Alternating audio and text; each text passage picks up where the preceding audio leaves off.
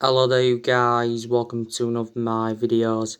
Manchester United are out of the EFL Cup after losing 2-0 to Manchester City in the semi-final at Old Trafford. It's our fourth semi-final defeat under Ole Gunnar Solskjaer, and it's the second season in a row that Manchester City have beaten us in the semi-final. Manchester City reached their fourth consecutive League Cup final. Now, I thought it was a pretty good game. You know, there was quality, there was intensity in the game.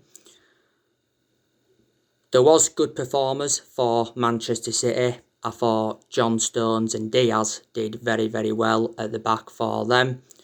They are building a fantastic centre-back partnership. John Stones obviously scored Manchester City's first goal. Obviously, it came from the set piece. You can say Harry Maguire was partly to blame for that because Maguire should have attempted to go to him. That's John Stones' sixth goal now for Manchester City. Fernandinho, I thought he had a good game for Man City. He obviously scored Manchester City's second goal. It was a very, very good volley, to be fair. And Wan-Bissaka, though, headed it straight to him. I thought Ilkay Gundogan, he had a good game for Manchester City. Riyad Mahrez had a pretty good game for them. You know, he had a good chance. Raheem Sterling was poor in the first half, but he looked better in the second half. You know, Raheem Sterling had a good chance in the second half. Kevin De Bruyne had the best chance of the first half. He hit the post. Phil Foden also had a very good game for City. He's come up City's academy very, very well. Cancelo, however you pronounce his name, he had a chance as well that went just over the bar. He weren't so good in the first half. He was a bit careless, but I think he looked better in the second half. In the game, City actually reverted to a 3-5-2 formation.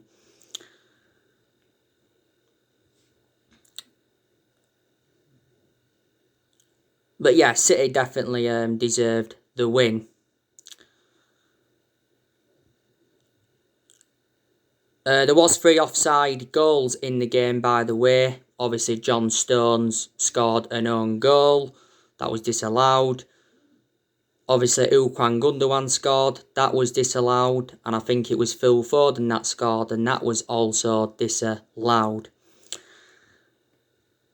Now, we had some chances in the game. You know, we had good periods in the game. You know, I don't think Man United were poor. Bruno Fernandes had chances, but I thought he was quite wasteful. And I thought his final pass was very, very poor. Bruno Fernandes did have a good chance in the first half. Produced a fantastic save from Zach Steffen. Rashford had some chances as well. I thought Rashford was one of our best players because he was making them runs in behind and he was trying. I thought Harry Maguire, he did very, very well at the back. Got to give him a lot of credit.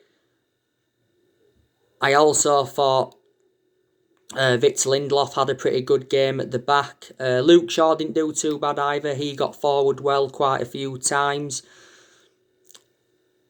I thought Wan-Bissaka, he was very, very poor in the game. He was too careless in possession, was Wan-Bissaka. He really, really was. Dean Henderson did well. Like I said, he made a couple of good saves in the game. I had a feeling we'd start Dean Henderson tonight.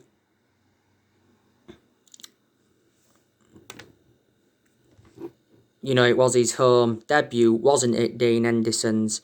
And I think at some point he will become our #1 goalkeeper.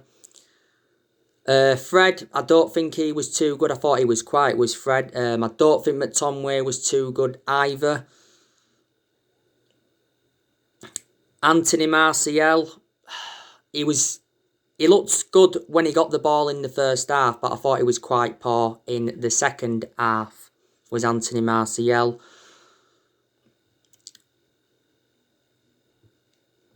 We obviously brought some substitutions on in the game. Obviously, we saw Mason Greenwood come on, and we saw Donny van de Beek come on.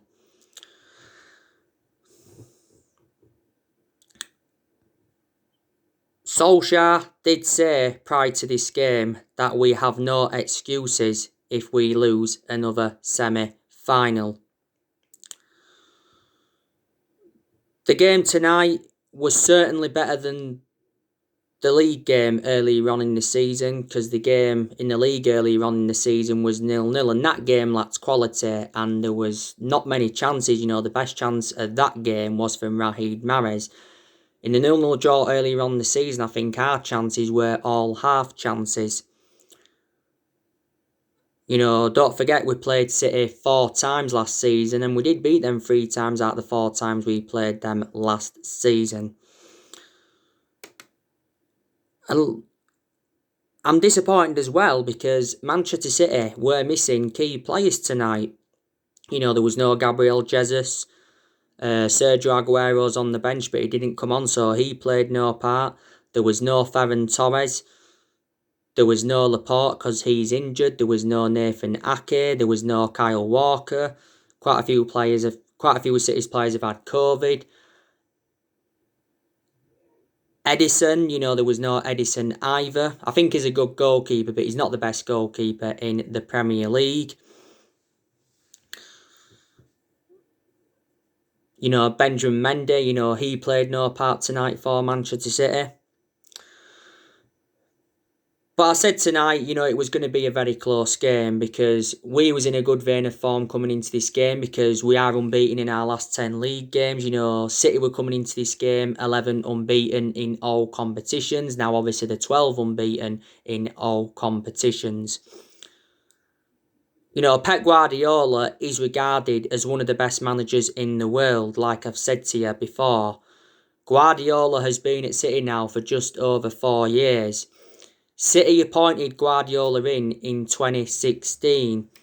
He's won quite a few trophies at City. He must have won a good 7-8 trophies in total. He's won 2 Premier Leagues. He's won the League Cup a couple of times. He's won the FA Cup with them. And he's also won the Charity Shield. City won the domestic treble a few seasons ago. And that's the season they finished on 100 points. Earlier on in the season, he signed a 2-year contract at Man City. Now, Pep Guardiola's priority at City is to win the Champions League because City have actually never won the Champions League. Guardiola's won the Champions League because he won it when he was at Barcelona. He nearly won it at Bayern Munich, but he didn't win it at Bayern Munich.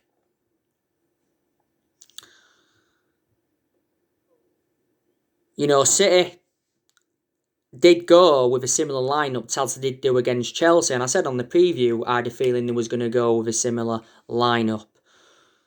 But, City, they looked good in possession. They kept the ball well, especially in the first 15-20 minutes of the game. And Solskjaer, knows that City can be a good possession team and then they can change into a counter-attacking team. So City have found some good form now because they was struggling earlier on in the season. I thought we had a good chance to win the Carabao Cup. I really, really did. But I want us to get that first trophy under the Ole Gunnar Solskjaer era. We haven't won a trophy now for just over 4 years. And these 3 trophies we can still pursue. We can win the Premier League because we are in the title race. We can win the FA Cup and we can win the Europa League. But Real Sociedad's going to be a tough game next month because they've been doing very, very well in the La Liga. Solskjaer probably won't be under pressure because it's our first defeat in a while. But we've got to start proving ourselves against the top teams. We haven't beat any big teams this season, you can say. We didn't beat Tottenham. We didn't beat Arsenal. Arsenal found a bit of form recently, to be fair, because earlier on in the season they were facing a relegation battle. You know, we didn't beat Chelsea, we drew them. We didn't beat City in the league earlier on in the season, and we haven't beaten them tonight.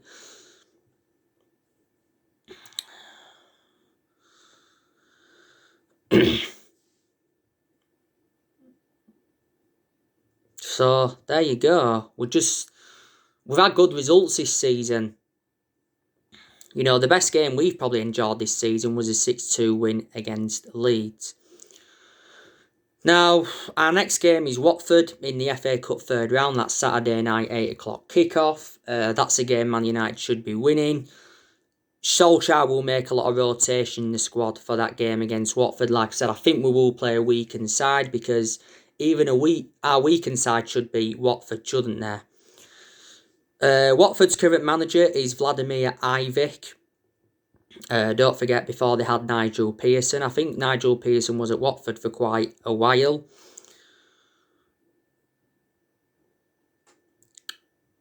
Watford's key players are obviously Ismail Assar. Man United have been in for him before, and they've also got that Troy Deeney, who I like a lot.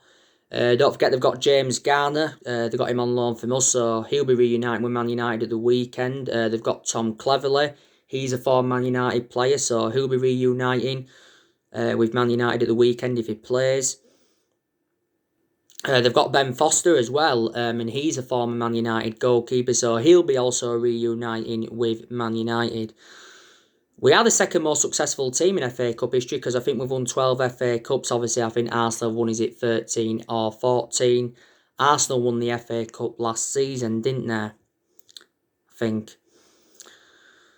That was their first trophy under Mikel Arteta. After Watford, it's Burnley in the league. That's a must-win game for Manchester United. If we do beat Burnley, we will go top of the Premier League by 3 points. Burnley is our game in hand. It is our game in hand. We were supposed to be playing them on the opening day of the season, but obviously it got postponed. And after Burnley, it's obviously the massive one against Liverpool. You know, Liverpool have been in a bad vein of form. They are winless in their last 3 league games. They recently lost 1-0 to Southampton. You know what I mean? You already know the news on the transfers and that, don't you? Earlier on today, I give you the news on Moises Caicedo from Independiente del Valle. Man United have reportedly been handed a Moises Caicedo warning because Chelsea are looking to hijack our move. He said that towards the end of last year. El Dairo have said that Independiente del Valle denied that we've made contact over a move for Moises Caicedo, and reportedly Independiente del Valle have increased their asking price to around €10 million.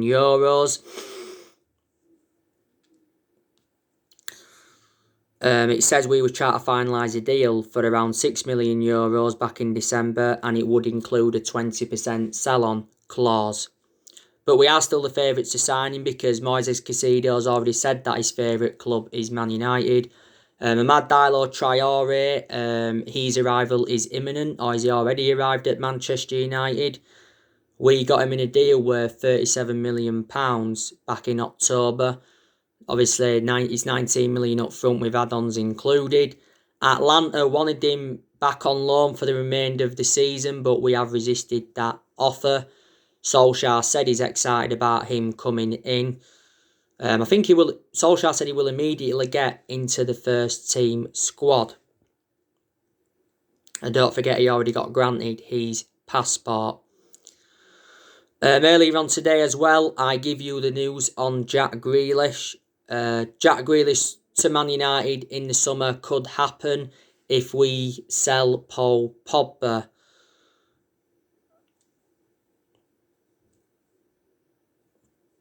So Jack Grealish transfer to Man United is possible. Like I said, last Friday night, Solskjaer spoke with Jack Grealish and reflected on that. Some of our fans were speculating that he could make a move to Man United. Villa want at least £90 million for him. Don't forget, last summer, Villa's valuation was £80 million, and that valuation put us off. And we also had element of concerns about where he would fit in the team. You know what I'm saying? Back in September, Grealish signed a 5-year contract with Aston Villa. And up until this point, he spent the entirety of his career with Villa. Most of the time now, he plays on that left-hand side. You already know the news on Haaland. I gave you the news on him a couple of days ago. Reportedly now he's Solskjaer's priority, and he wants to sign him instead of Jadon Sancho. But I think Solskjaer's ready to spend big for the title. And Woodward has said that he will back Ole Gunnar Solskjaer. Ole does deserve more backing at the club because during the summer transfer window, he wasn't backed enough by the board. And Solskjaer showed his frustration towards the board quite a few times. The board haven't backed any of the managers enough, though, that we've had since Ferguson left. So this is why the board has been one of the biggest problems at the club for several years. And our recruitment policy's been poor. You know, Woodward's been at the club since 2012, and the Glazers have been at the football club since 2005. But Woodward has come out several times to support Solskjaer. You know, despite his having a poor start to the season, despite his getting knocked out of the Champions League and that.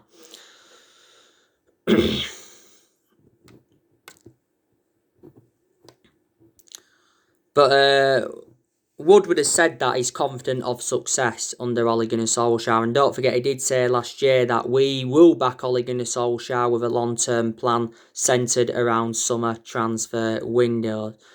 It actually said last year that we're not expecting a busy January transfer window and that. But this January transfer window is Solskjaer's 5th transfer window as Man United manager. Isn't it? But we're not only going, like I said to you, we're not only going to focus on the incomings this year, we're also going to focus on the outgoings as well. Because he's still Deadwood at the football club we need to get rid of. It recently said that Solskjaer held talks with 6 players he wants to get rid of in this January transfer window. And the players want to get rid of is obviously Lingard, Jones, Rojo, Romero. I'm expecting Ighalo to leave as well in this January window. His loan expires on the 31st of January. Daniel James, there's rumours of him going out on loan as well because he's lost his place in the team. Brandon Williams, I think he's going to be going out on loan as well because he's obviously our 3rd choice left back. It recently said that Newcastle have agreed a deal in principle to get Williams on loan. I think it's a 6-month loan, but it also mentions that Southampton want him on loan. And we'll obviously get rid of more players in the summer. Now, like I've said to you, I think Man United can win a trophy this season. But I'm very, very sceptical that we will win the Premier League title. We are in the title race, like I've said. But, you know, Solskjaer did say after our 1-0 win against Wolves that we are not in the title races yet. He said if we are challenging at the top come March, then he'll believe we're in the title race. We'll win another title at some point. I just don't think it'll be this season. But if we do, it will be our first Premier League title since 2013, and it will be our 21st title overall.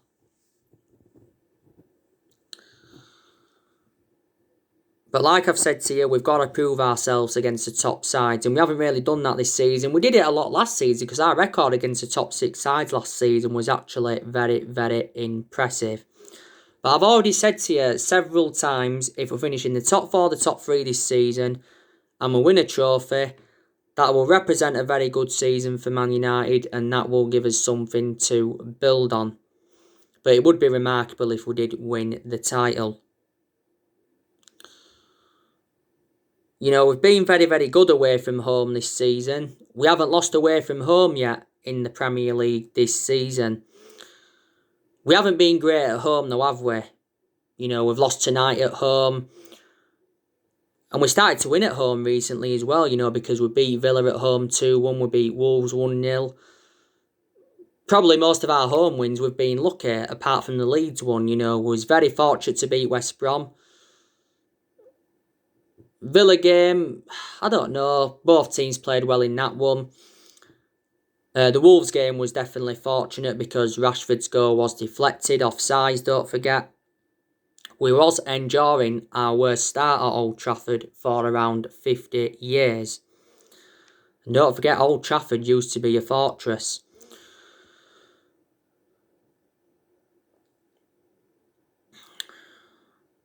Didn't it? Solskjaer has learned quite a lot since he got appointed in as Man United manager. He's gained some managerial experience, reflecting now on he's been at the club. He has been Man United manager now for just over 2 years. But my concern, he's still making mistakes, is Solskjaer. He's still making mistakes. And I've said to you, his decision making really, really concerns me.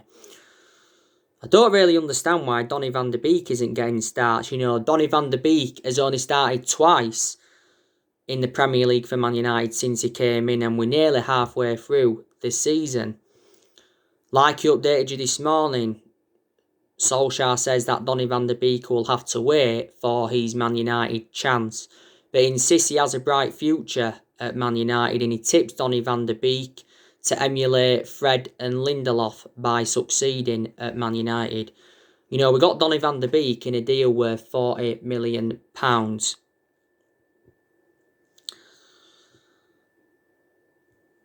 But there's been some games where he's showed tactical flexibility, but he's got to show tactical flexibility all the time, as Ollie.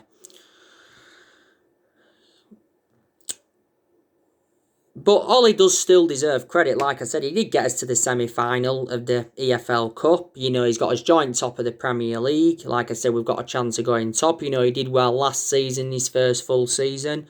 Got us qualification for the Champions League. Got us third, and he guided us to 3 semi-finals. He has made good signings since he got appointed in as Man United manager. He's spent over £200 million at the club. And he has got rid of some of the deadwood since he got appointed in, because we have seen a lot of players leave. So you can take positives, definitely. Don't forget, when Solskjaer got appointed in, he was inheriting a lot of deadwood. The vast majority of this team is Jose Mourinho's. There's only a few players here now from Louis van Gaal era, all he's inheriting. Only one player here from the Moyes era, and there's only 2 players here from the Sir Alex Ferguson era.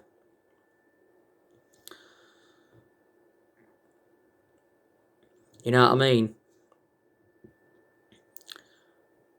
If we go on a winless run now, probably the pressure will be back on Solskjaer. So if we don't win his next game, we don't win his next game after that, and we don't win his next game that. Say if we had to be winless in the next 4 or 5 games, then I think the pressure could be back on Ollie. I think he will still be Man United manager at the end of this season, and he'll probably be given another season at the club, and if he is, that will be his 3rd full season at Man United. Because reflecting on our inconsistency, not all the blame stems from Solskjaer anyway, does it? But hopefully this game against City tonight is just a blip, and hopefully we can bounce back against Watford, and hopefully we can get a good win against Burnley on the 12th. And hopefully we can get a win at Anfield. You know how good Liverpool are at Anfield in the league. They're unbeaten in 69 Premier League games at Anfield. Let's put that into the equation. You know what I mean? But Man United fans' perceptions have been changing on Solskjaer. A lot of Man United fans are now Ollie in, aren't they? I've been slowly starting to change my perception. I'm not going to demand him out after one result tonight, obviously. But earlier on in the season, I was very, very critical of him, and I was demanding him out of the football club. To say Ollie's not a manager at the top level, I think he has done pretty good. He hasn't obviously had bad periods, but even managers at the top level have bad periods. It wouldn't solve a lot if we sacked Solskjaer anyway. We're not even known as a sacking football club, despite the fact that we've sacked 3 managers since Ferguson left and that was Moyes, Van Gaal and Jose Mourinho. Putting the stats into circulation now, you can say Solskjaer is our best manager since Ferguson. He was certainly a much better manager than David Moyes was. And I said to you recently, that Solskjaer is bringing the good times back to Manchester United.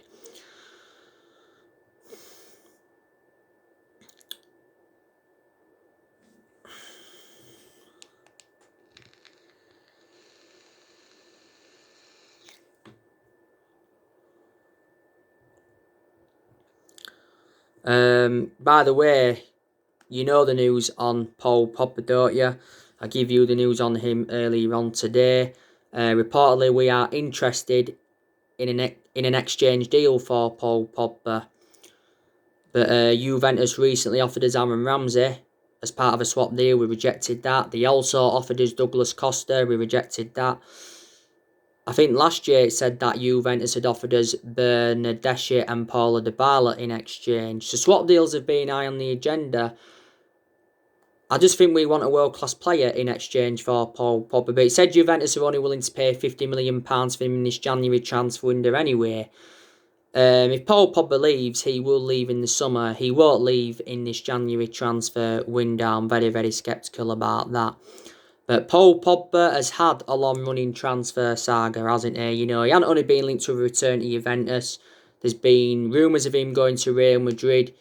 PSG have recently reignited their interest, and Barcelona and Inter Milan have been in for him before. Paul Pogba played tonight, by the way, against City, and I don't think he was too good. I thought he was just getting dispossessed far too many times, was Paul Pogba. But he has done pretty well to his credit since he's come back from that ankle injury.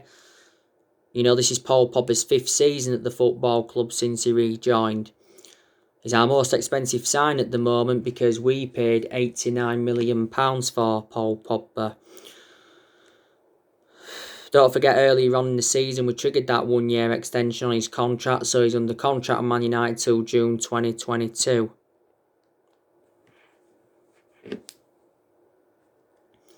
Paul Pogba's agent Mino Raiola told 2 Sport back in December, which was last month, that Paul Pogba's career at Man United is over and he's unhappy and he has to leave and he's got no intentions of signing a new contract. This is what he said. This is what his agent said, and Solskjaer was furious with Mino Raiola's announcement, wasn't he?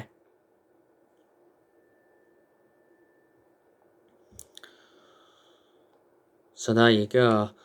But like I've said to you so many times, no manager at Man United or no manager in general is going to replicate Ferguson's legacy, and they're not going to last as long as Ferguson did. Ferguson endured 27 years at Man United, won a total of 38 major honours, including 13 Premier League titles. But Ferguson didn't settle in straight away because he didn't win out in his first 4 years at the club.